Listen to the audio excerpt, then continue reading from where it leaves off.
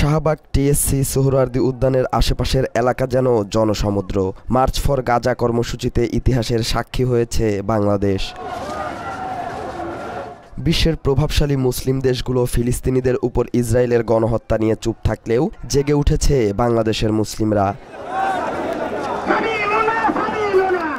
Israel বিরোধী বিভিন্ন slogan নিয়ে লাখো জনতার জমায়েত হয় সোহরাওয়ার্দী উদ্যানে। এ সময় ফিলিস্তিনিদের প্রতি সংহতি জানাতে বিভিন্ন ব্যানার প্ল্যাকার্ড নিয়ে প্রতিবাদ জানায় মার্চ ফর গাজা কর্মসূচিতে যোগ দেয়া মানুষ। ফিলিস্তিনিদের প্রতি সংহতি জানাতে মার্চ ফর গাজা কর্মসূচিতে পুরুষের পাশাপাশি যোগ দেয় নারীরাও। দলমত নির্বিশেষে সর্বসাধারণের উপস্থিতিতে সোহরাওয়ার্দী উদ্যান যেন হয়ে ওঠে এক টুকরো ফিলিস্তিন। এ সময় নেতানিয়াহু, মোদি ও ট্রাম্পের প্রতিকৃতিতে জুতা নিক্ষেপ করে বিক্ষুব্ধ জনতা।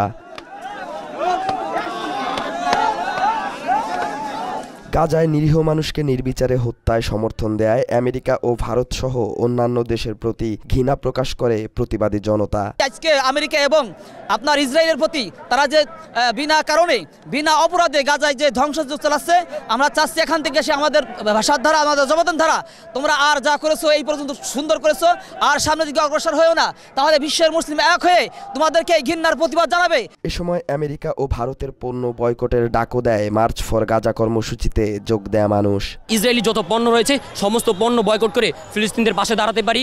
এই জন্য আমি বাংলাদেশের যত ইসরায়েলের যত প্রোডাক্টের যত এজেন্ডা রয়েছে এবং যত কোম্পানি রয়েছে, যত পণ্য রয়েছে, আমরা সমস্ত পণ্য বয়কট করব ইনশাআল্লাহ। এই পণ্য বয়কটের মাধ্যমে হলেও আমরা ফিলিস্তিনদের পাশে দাঁড়াবো ইনশাআল্লাহ। ইসরায়েলের পণ্য বয়কট করুন। ইসরায়েল সহ ইসরায়েলকে যারা মদত দেয়, যেমন আপনার আমেরিকা সহ ইন্ডিয়া সহ সমস্ত জয়নিষ্ঠের মদতদাতাদের পণ্য বয়কট করুন। কর্মসূচিতে যোগ দিয়ে ফিলিস্তিনের গণহত্যায় নীরব ভূমিকা পালন করা আরব দেশগুলোকে নিয়েও প্রশ্ন তোলেন তারা। তাদের ক্ষোভ, নিজেদের স্বার্থ রক্ষায় আরব দেশগুলো পবিত্র ভূমি প্যালেস্টাইনের পরাজয় চেয়ে চেয়ে দেখছে। সৌদি আরব চাচ্ছে না ওনার দেশে ক্ষতি হোক। উনি যদি প্রতিবাদ জানায় ওনার দেশে তেলের সমস্যা হবে, তেল বিক্রি করতে পারবে না, এই কারণে উনি প্রতিবাদ জানাচ্ছে না। আরব রাষ্ট্রগুলো কিন্তু এখনও তারা তেমন সোচ্চার না। আমরা বাংলাদেশ থেকে সবাই একতাবদ্ধ হয়ে তাদেরকে জানাতে যাচ্ছি যে বাংলাদেশি মুসলমানরা গাজার পাশে আছে এবং মুসলিম বিশ্বকে ঐক্যবদ্ধ হয়ে খেলাফত প্রতিষ্ঠা করে গাজাকে মুক্ত করতে হবে।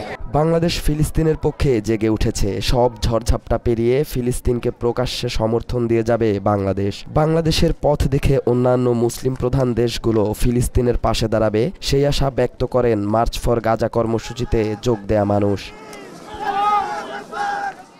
সালাউদ্দিন সাজু, বাংলা এডিশন।